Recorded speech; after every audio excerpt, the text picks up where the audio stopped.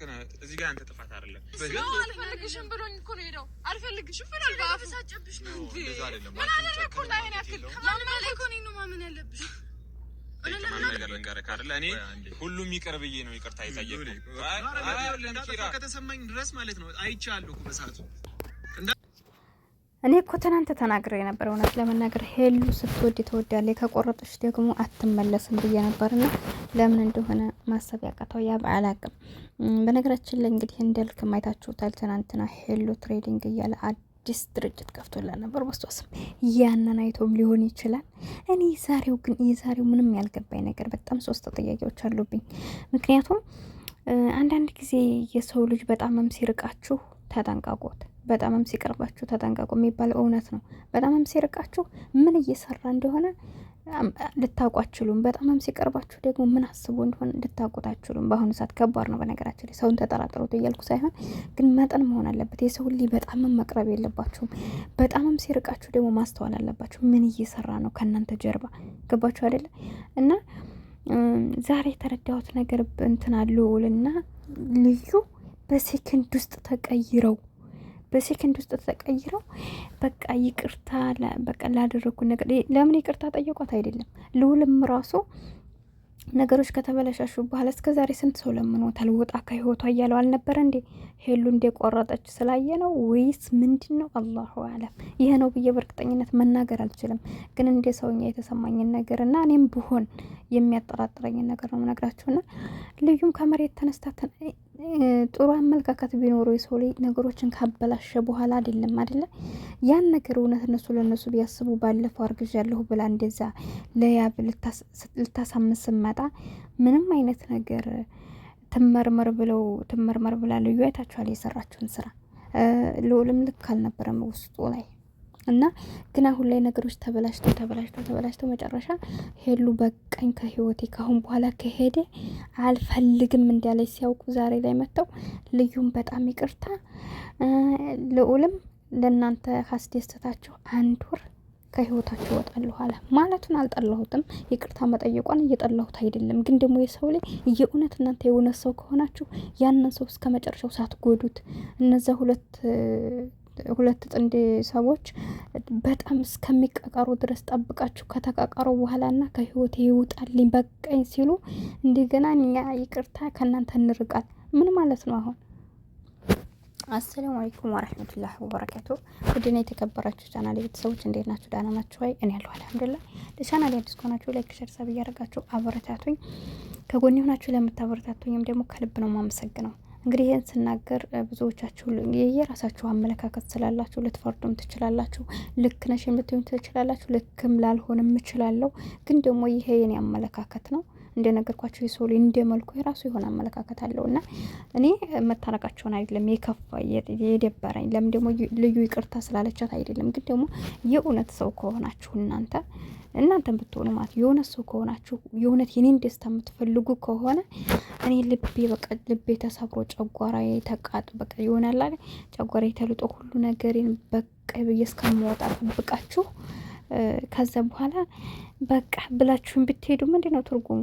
ምክንያቱም ለኔ የምጠቅመኝ ነገር የላችሁም። እኔን ከጎን የሆናችሁ እስከ ዛሬ ነገሮች እንዳይስተካከሉ እኔ ያንን ሰው ዝቅ ብዬ ስለምነው በቃ ዝቅ ብዬ ይቅርታ እያልኩት በእኔ ስትሳለቁ እንደውም ደግሞ እሷ እኮ ይቅርታ የምትልህ አውቃ ነው።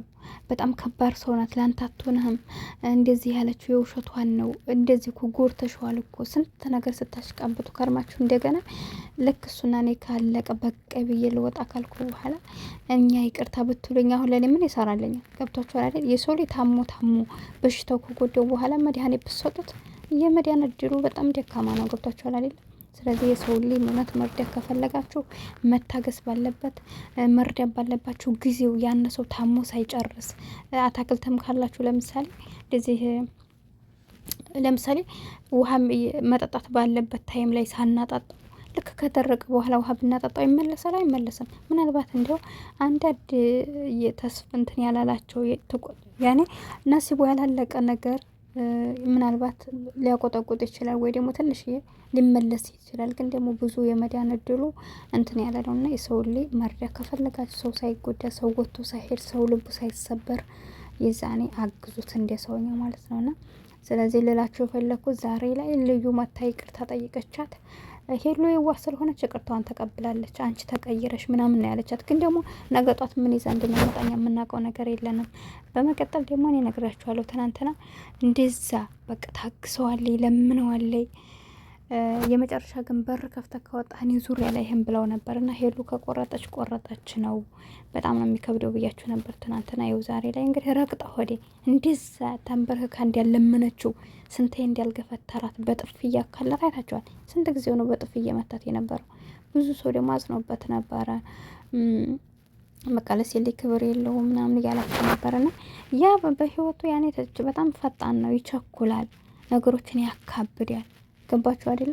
ምናልባት ይወዳታል፣ ባይወዳት ያን ሁሉ መስዋዕት ላይ ከፍል ይችላል። ግን ደግሞ በዛው ልክ ደግሞ የሰው ልጅ መቸኮልና እንደዚህ በጣም የወጣ ነገር ማድረግ የሰው ልጅ ተጣልቶ አይቀርም። ገባችሁ? መታረቅ አለ። በተጣላችሁ ሰዓት ግን ያለፉ ቃላቶችን ላለመናገር፣ ሰዎችን ላለማመናጨቅ፣ ሰዎችን ችግር በቃ የሆነ የሚያስጠላ ነገር ላለማድረግ ሞክሩ።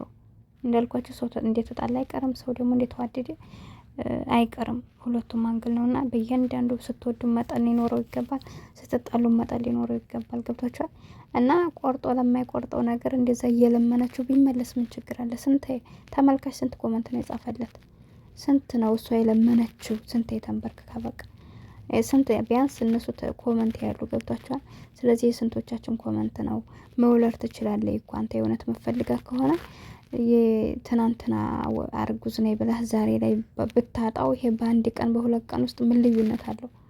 ስለዚህ ይሄም ቀላል ነገር ነው፣ አታካብድ እየተባለ ነበር። አሁን ላይ እሷ ከሄደ በኋላ ይቅርታ አላ ዙሮ ያው እንግዲህ ከተቀበለች ይመለሳሉ ብዬ ተስፋ አደርጋለሁ።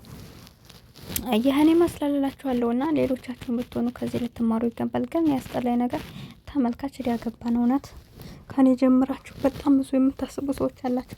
የነሱ ህይወት ሲስተካከል የምትደሰቱ፣ ሲበላሽ ደግሞ የምታዝኑ ማለት ነው። እኔ ምንም ቢሆን ምንም ነግሬያችኋለሁ። ሁልጊዜም ቢሆን በቃ የሚጠቅማችሁን ነገር እንዲሰጣችሁ ወደ ፈጣሪያችሁ ታጠጉ፣ ሁሌም ቢሆን። ምክንያቱም እኔ ያብ ጥሩ ሰው ነው ብል ሌላው ሰው እንዳልክ ጥሩ ነው ሰው ይላል፣ ሌላው ሰው ደግሞ ልውል ጥሩ ሰው ነው ሊል ይችላል። ግን ደግሞ እኛ የሰው ልጆች ስለሆነ አናቅም። እንኳን ሰዎችን እንደነገርኳቸው እኔ በራሴ አሁን በዚህ ታይም አሁን ላይ በቃ የሆነ ነገር አስባለሁ። ከትንሽ ደቂቃ በኋላ ደግሞ ሀሳቤን ቀይሬ ሌላ ነገር አስባለሁ። አያችሁ እንኳን የሰው ልጅ በአሁኑ ሰዓት ማለት ነው እንኳን በእይታ አይታችሁ ልታውቁት፣ እንኳን በእይታ አይታችሁ በሰው ልብ ፈርዱ፣ የራሳችንን ልብ ማመን አቅቶናል። እውነት ላይ ነው የምነግራችሁና የሰው ልጅ ልቡ ተገለባባጭ ነው። ሰው እንደዛ ስለሆነ እኛ ሳንሆን አላህ ለሁላችንም የተሻለውን ነገር ይምረጥልና የምንፈልገውን ነገር የሚጠቅመንን ነገር ገፍተን እንዲያናጠው አላህ ይጠብቃል ሁላችንም። እና ሄዱሻ እንግዲህ የሚጠቅማትን ነገር እሱ ያስተካክልላል። ማንም ጋር ይሁን ማንም ጋር ዙሮ ለሷ የሚጠቅማት ጋር እንዲያኖራት መልካም ምኞቴ ነው። ቻናሌን ሰብስክራይብ ያርጋችሁ አበረታቱኝ። አሰላሙ አለይኩም።